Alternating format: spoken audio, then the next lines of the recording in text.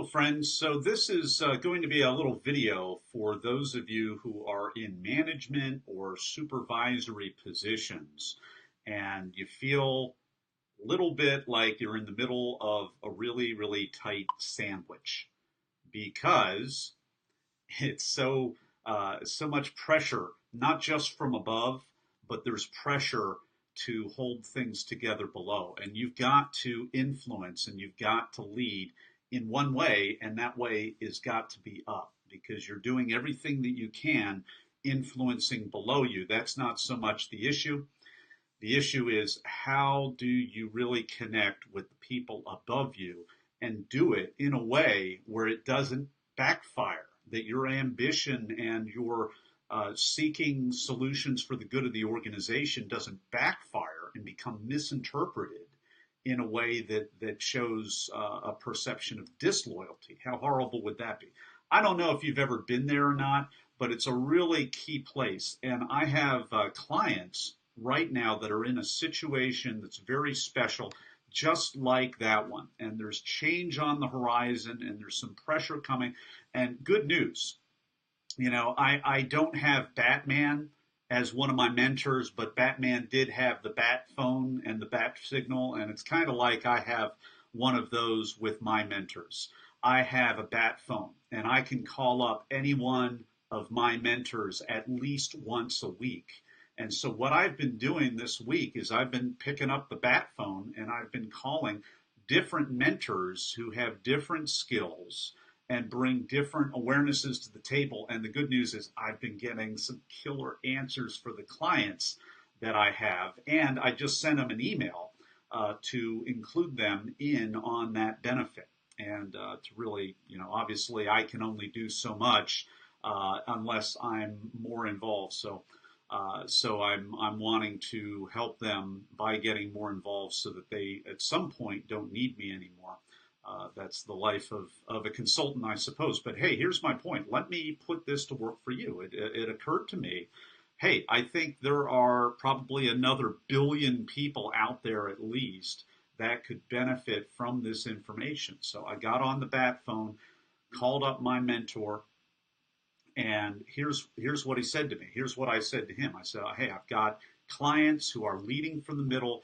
They run this staff and this organization, and there's a lot of pressure, and there's a lot of change on the horizon, and there's an ivory tower above them, and they can't really break through.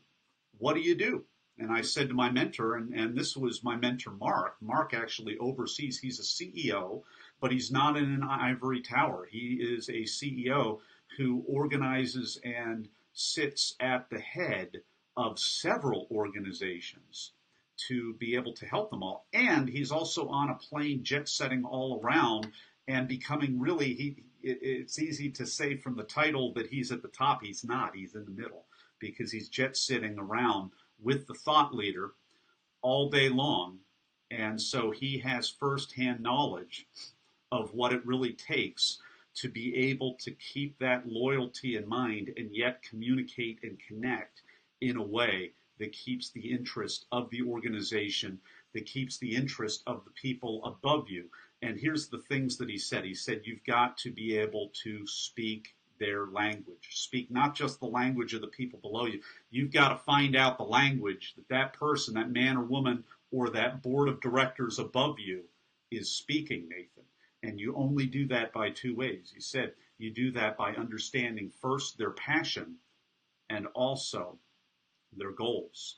The passion, here's what he didn't say, but I figured it out on my own because I'm real clever like that a little bit. But the passion is really their why, and their goals is their what. So essentially what he was saying to me is, Nathan, you've got to find out the why and the what of the people above you or the person above you. People, if it's a board of directors, a lot of people. I mean, you probably find yourself in that situation. You're managing and you've got a board of executives or a board of directors or stakeholders, shareholders, who knows? And you might be a CEO and you say, Nathan, I have bosses. I've got millions of bosses. I've got thousands of bosses. They're called shareholders. This is how you do it. You find out the primary passion, the why, and you find out the goals, the what of what they are trying to do at the top. And then everything that you say, every communication that you give is through the lens and through the filter of the common connection. And obviously, this is in your best interest as a middle manager or a leader or whatever you are. It's in your best interest now because you are joined at the hip with the person above you. Because if you don't communicate and connect with the passions and the goals of the person directly above you, then there's a disconnect. And if you haven't been communicating with that in mind, you want to align yourself because that is going to be absolutely huge. Nathan, hey, thank you for the confidence there, buddy.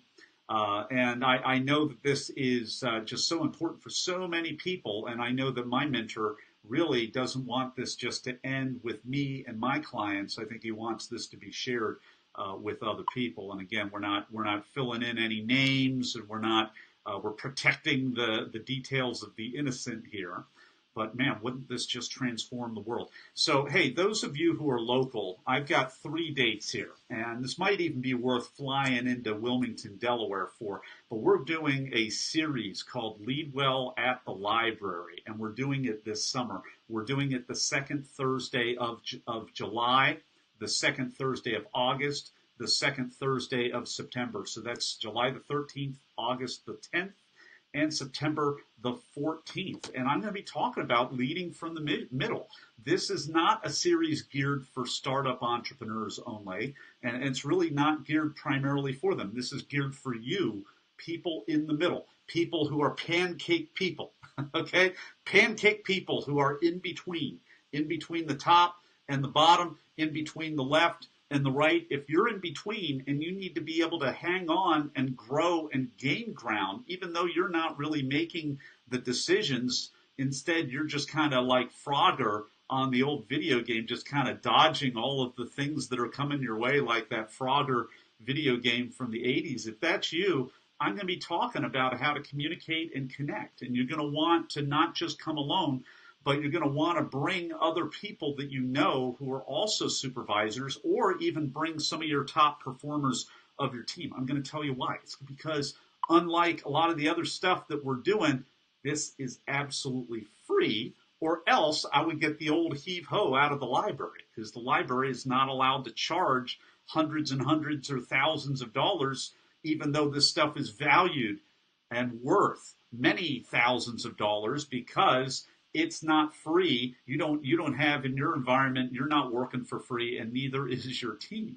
So why don't you come to the library? Why don't you reserve your spot at the library? You can go to DelawareLeadership.com.